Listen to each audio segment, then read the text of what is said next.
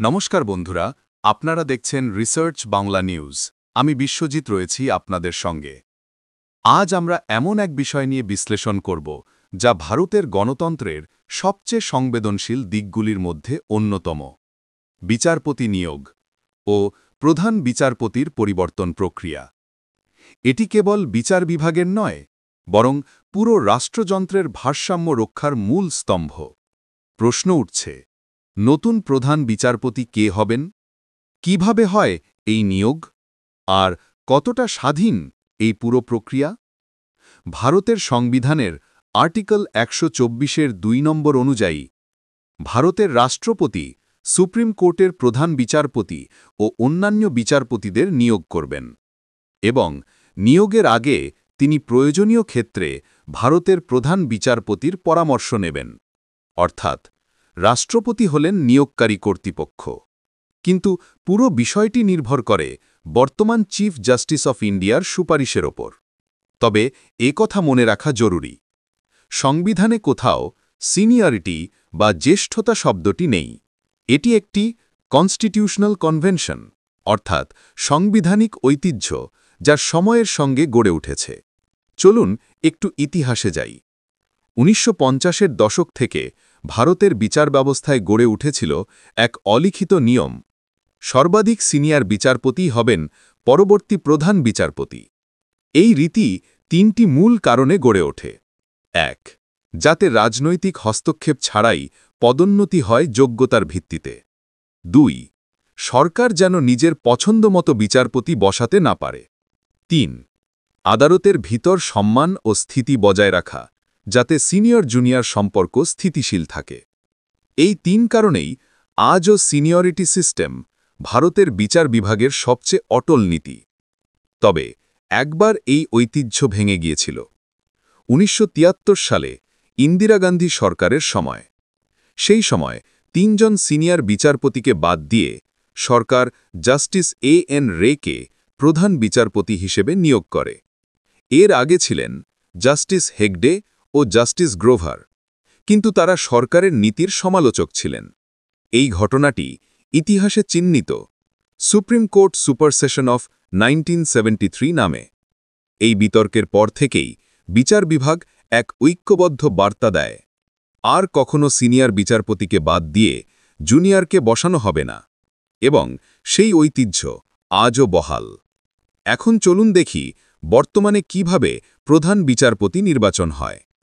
Step 1. বর্তমান chief justice of India অবসরের প্রায় ১ মাস আগে আইন মন্ত্রককে চিঠি দেন, যেখানে তিনি পরবর্তী সিনিয়র বিচারপতির নাম সুপারিশ করেন। স্টেপ 2. আইন মন্ত্রক সেই নাম পাঠান রাষ্ট্রপতির কাছে। স্টেপ 3. রাষ্ট্রপতি সেই বিচারপতির নিয়োগপত্রে স্বাক্ষর করেন। স্টেপ 4. নতুন সিজেআই রাষ্ট্রপতির হাতে শপথ গ্রহণ করেন।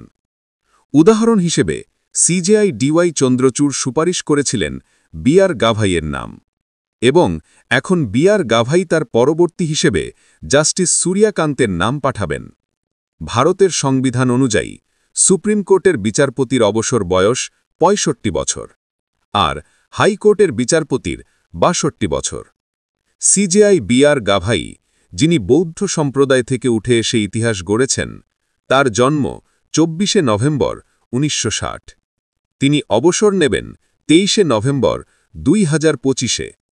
তার স্থলাভিষিক্ত হবেন জাস্টিস সূর্যকান্ত, যিনি হরিয়ানার সন্তান, জন্ম ১০ই ফেব্রুয়ারি ১৯৬২। তিনি ২৪শে নভেম্বর ২০২৫-এ শপথ নেবেন ভারতের ৫২তম প্রধান বিচারপতি হিসেবে।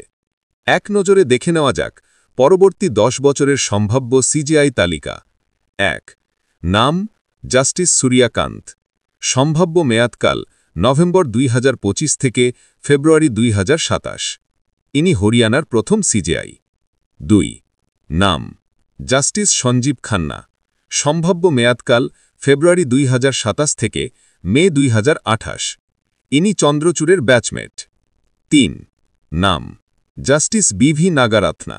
সম্ভাব্য মেয়াদকাল: মে ২০২৮ থেকে সেপ্টেম্বর ২০২৯।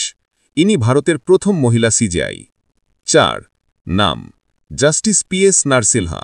সম্ভাব্য মেয়াদকাল সেপ্টেম্বর 2029 থেকে মে 2030। ইনি সংবিধান বিশেষজ্ঞ। 5 নাম জাস্টিস জে.বি. পারদিওয়ালা। সম্ভাব্য মেয়াদকাল মে 2030 থেকে অগস্ট 2032। ইনি গুজরাট থেকে।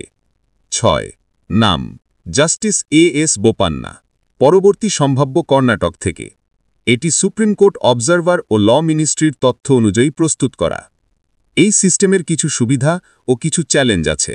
যেমন সুবিধা: বিচার বিভাগে রাজনৈতিক প্রভাব কমে যায়।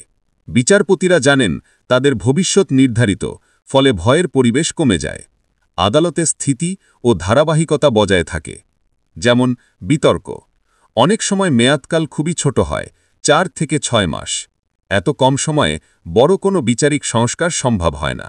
মেরিট ভার্সেস সিনিয়রিটি নিয়ে বিতর্ক রয়ে যায়।